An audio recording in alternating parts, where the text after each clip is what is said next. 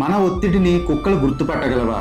మీరు ఎప్పుడైనా బాగా స్ట్రెస్ ఫీల్ అవుతున్నప్పుడు మీ కుక్కలు మీ దగ్గరికి వచ్చి మిమ్మల్ని వింతగా చూడటం లేదా బాధగా ముఖం పెట్టడం గమనించారా? దానికి మీ మనసులో బాధ ఎలా తెలిసిందో అనుకున్నారా? అయితే వినండి, దానికి ఒక అద్భుతమైన రీసెర్చ్ ఉంది. బ్రిటన్ కి చెందిన యూనివర్సిటీ ఆఫ్ బ్రిస్టల్ శాస్త్రవేత్తల తాజా పరిశోధన ప్రకారం మనం ఒత్తిడిలో ఉన్నప్పుడు మన శరీరం నుండి కొన్ని ప్రత్యేకమైన రసాయనాలు, వాసనలు వెలువడతాయి.